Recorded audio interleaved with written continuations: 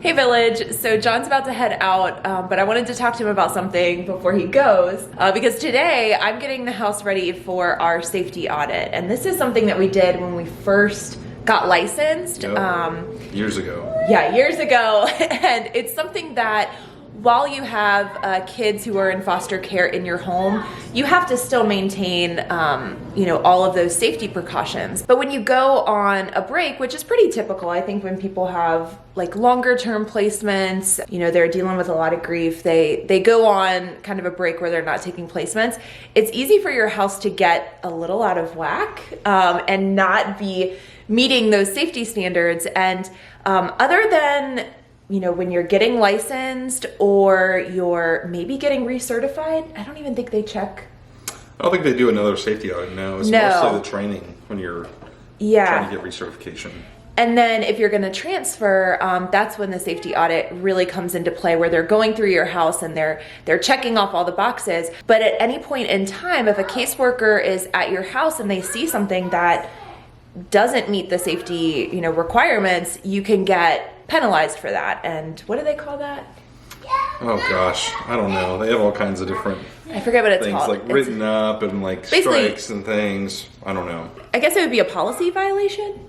Yeah, that sounds right. Something like that. Rule violation. A rule violation.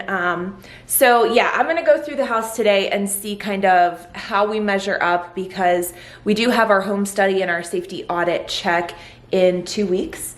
So kind of a big deal. And they give you a checklist. Yeah. The county, or agency that you're working with will tell you ahead of time, like, these are all the things you need, like lock up your medicines, have, all the exits posted and things like that. Oh, so you do know some of it. Yeah, I remember. So how do you think our house currently measures up with the safety audit? We'd probably get a B minus. A B minus? I think so. What do you think we don't have in place right now? I think we don't have enough child locks and safety things. Our bottom stairs don't have a gate right now. Depending on the age of kids that we were going to take in. We have the beds. I don't think we have all the medicine locked up. We don't have all the medicine locked up. It's out of reach for our kids. Yeah, our fire extinguisher probably needs to be serviced. The kids aren't letting us record this 2-minute clip. So this morning, John's gonna head out. I have to run to the grocery with the kids, and we probably need to buy a locked cabinet down here. Like I was saying, we should probably buy a locked cabinet for down here for our daily medicines and vitamins, but I'm gonna walk through that safety audit. So I'm gonna walk through that list and talk about different considerations based on, the ages of the kids that you're gonna be fostering, and of course, Mommy. And of course, this is gonna look different depending on where you are, what agency or county you're with. All right, it's time for John to get on out of here. Bye, guys.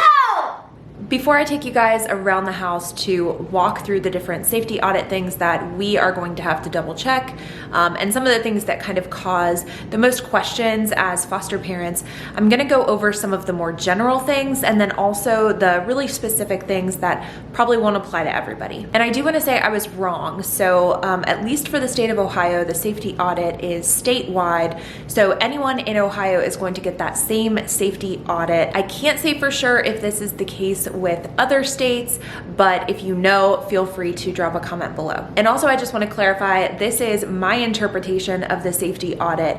I will be talking specifically with our county, our caseworker, to ensure that, specific things that we might have questions about, we're clarifying with them before they actually come into the home and do the official check. I highly advise you to ask questions to your agency, your county, if you have specific questions, because we are not an expert when it comes to the safety audit, but there are some things that we do know. We want to share that in case it helps. So some of the more general things that are on this safety audit just kind of states that the inside and the outside of your house, everything is going to be safe, clean and sanitary and in good repair. They want to make sure that, you know, the home is safe for kids to come in. There's not something on the property, even if it's outside of the house, that could, you know, cause harm to kids. Also, what falls into the sanitary kind of category is making sure all garbage is disposed of properly, so you don't just have garbage, you know, filling up the garage or the basement or the kitchen. Also, it kind of goes without saying, no rodents, no bugs. If they see that, that might be an indication that, you know, there might be some issues with keeping the house clean. And also, if you do have pets, that they're kept in a very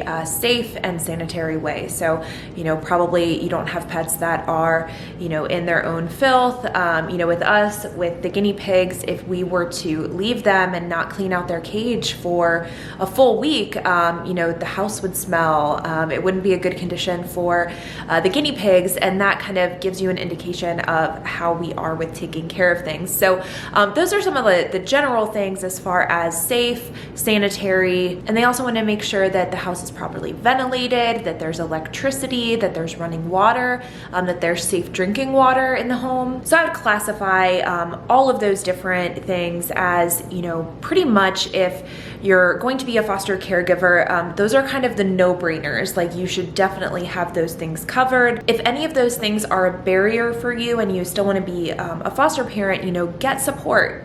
You know, see what resources are out there for you to overcome some of that. But I would consider all of that pretty much the bare minimum, you know, to have a safe and clean home. And there's also a few things that I would classify as like super specific that don't apply to us. So I'm not going to go in depth with this, but just know that if any of these apply to you, there are going to be definitely more specific safety restrictions that you'll want to keep in mind. So that goes for if you have a swimming pool, if you have a hot tub, if you have any weapons in the home, and if you're taking in infants, you know, what type of a crib is going to be safe. What I want to spend the majority of this video talking about are the things on the safety audit that, you know, typically get the most questions. And I see this with comments and videos that we've had. I've also seen in different Facebook groups, different foster caregivers pretty much repeating the same question. So I'm going to go through some of these, and again, feel free to jump in the comments if, you know, you're in a different state and there's different policies that you want to share. Those are always going to be helpful for other people watching the video. So the first thing that comes to mind when I think of the safety audit and the most asked question is, what is the proper way to store cleaning supplies, chemicals, and alcohol? For the Ohio safety audit, it does not say that they have to be locked up. It just says that they have to be reasonably out of reach based on the age and development of children who are going to be in your home. So this is left to interpretation. If you have a wide range, like so for us, you know, we're pretty much 6 to 18 plus, we don't have to do the same kind of baby and toddler and young child safety. We are focused more on the school age, the preteen, teenagers. So our setup is going to look a little bit different. So just keep that in mind with some of these different criteria and safety standards. It's going to depend on the child characteristics that are listed. So for us, we interpret this as our chemicals, our cleaning supplies, our alcohol, you know, they are basically just out of reach. They're not going to be, you know, widely accessible. All of our chemicals still have the original, you know, child-proof caps. And I do think what I'm going to do is I'm going to reorganize our shelf in the laundry room that holds most of our cleaning supplies and chemicals, and I'm going to put more of the chemicals on the top shelves so that, you know, teenagers who are using products responsibly, you know, they can reach it. But younger kids, you know, if we happen to have like a 6 or a 7-year-old who is curious, they wouldn't be able to reach it. And something you want to keep in mind, I know what's really popular right now is, I forget what it's called, but when you know, take the Tide Pods out of the container and put it in your own little container, like your Tupperware container, when you do that, you're taking off that child-proof, you know, top. And so as a foster parent, you have to consider that, you know, are you setting up your laundry room so that it's aesthetically pleasing, but it's not actually safe for children? And, you know, again, there's nothing wrong with doing that, but just keep that in mind based on the ages of kids who you expect to have in your home. Another thing that's going to be dependent on the age and development of kids who are going to be placed with you are gates for your stairs.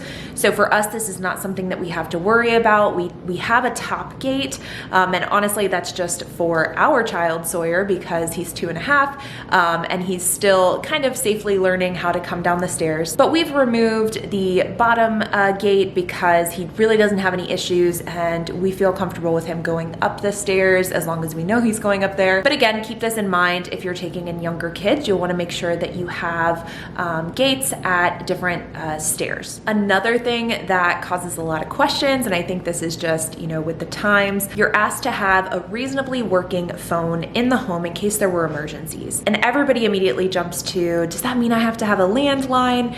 And again, this is up for interpretation. So if you have questions about this, reach out to your county or your agency. But in the past, what has worked is we have working cell phones on our person. And if we have a child who is developmentally and responsibly able to stay in the home without us, they're going to have a cell phone as well that works. If the child is old enough and is able to be left alone, they should have a phone. So you might want to consider getting like a little burner phone where you buy minutes.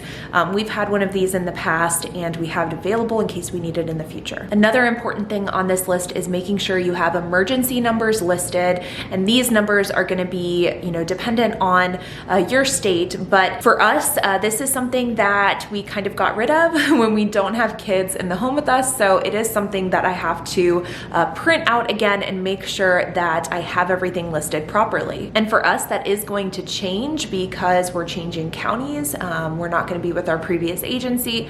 So again, that just looks a little bit different. You also want to make sure that all doors inside of the home can be unlocked from both sides. So in our bedrooms, we have a little key that you can use on the outside of the door. So say for example, Darcy locks herself in her bedroom, I would be able to take a key and stick it in the little pinhole and be able to open it. And this is for safety reasons. It's not to invade privacy. It's specifically if a child is going to lock themselves in their room, and they might, be in danger, whether it's their self or they've locked the door and they've fallen and they've gotten hurt. It's just something to make sure that the child is safe. Something else that people tend to worry about is the water temperature. There is a specific range that your water temperature should be at. And this is to ensure that kids are not going to turn on the hot water and burn themselves. And if you don't know how to change the water temperature in your home, I would definitely check it. But I have never seen a caseworker go over to the water and actually see what the degrees Fahrenheit are for your water that's coming out of your faucet. But what they will do is probably turn it on hot, wait for it to warm up, and make sure that one, you have warm water because that's important, and that two, it's not too hot that it's going to burn a child. So another standard safety audit item is going to be making sure that you have a smoke detector on each floor of your home and in every single bedroom. And this is something that when we added our third kid's bedroom, we actually forgot to make sure that there was a smoke detector in there. So we had to buy one on the fly, get it installed before we had our last safety check. And this also goes for carbon monoxide detectors. So those are 1 per floor. It's also important to have first aid supplies, readily available. So make sure that you're stocked up on the essentials for bumps, bruises, different small things, and that you have a working fire extinguisher in the kitchen. So this is where I need to check and make sure that ours is still in compliance. This isn't something you want to buy and then forget about it. You want to check in on it every now and again to make sure that it's still in working order. The inside of foster homes for the state of Ohio also should be smoke-free. So that doesn't mean that you can't smoke as a foster parent, but it does have to remain outside of the home. And again, this is to make sure that the home is safe for the kids, that they're not being exposed to secondhand smoke. The evacuation plan is also something that causes a lot of nervousness, like how do you create one? Is mine good enough? And I have seen people just draw out on pen and paper and stick it on each floor and in the bedrooms, nothing fancy, and it works as long as you have a primary exit and an alternative exit for each room. That's really what they're looking for. Also, specific specific to the foster room. So if you have designated rooms where children who are in foster care are going to be staying, they're going to be looking for specific things in those rooms. There's going to have to be a window that opens and closes, and this is, for safety so that they have an exit, as well as for ventilation. There also should be no more than 4 kids in that room, and I think 4 is kind of pushing it unless it's a really, really big room and you have like a certain, setup, but for the state of Ohio, you can't have more than 4 kids in a bedroom. If you have a bunk bed and you have kids who are under 10, the bunk bed on the top should have a rail. Again, that's for safety so that they don't roll off. You also want to make sure you have age-appropriate car seats, and so this means a booster, a pumpkin seat, a high back booster. Again, depending on the age of the kids who are going to be staying with you, you just want to make sure you're prepared. And last but not least, the thing that causes, I would say, the most headache is the prescriptions and the vitamins. So our requirements are that they have to be locked up and stored away. The only exception for this is if there is a medicine that needs to be available immediately for a child's specific health needs. So think of an inhaler. You don't have to lock up an inhaler because it might be needed, in a moment's notice. And this is where we have a really great lockbox up in our 2nd floor. We have it stored in a child-proof closet. That stores the bulk of our medicines that we don't need on a daily basis. And what I'm going to purchase now, I actually saw my sister, she had this in her kitchen. There's a clear container that has a code. It opens from the front, and this is going to be the perfect thing to store our everyday medicines, our everyday vitamins, because if I have to go up to the closet every time to get my daily vitamins, I'm just not going to take my vitamins. So find out what works for you. You can also get these for your fridge if you have any medicines that need to be locked up in the fridge as well. So that's a quick rundown of all the things involved in the safety audit. This is something that we need to go through as we're transferring to this new county. There's only a few things that we have to clear up so that we're ready. So I'm going to be getting on that. I'm going to get our medicine locked up in the kitchen. I'm going to get our emergency numbers listed, and again, just double checking that fire extinguisher. So I hope this gives you really good perspective on what to expect if this is something that you're about to be doing or that you're going to do in the future as you become a foster caregiver. Please feel free to drop any questions or comments down below, and we will see you next time.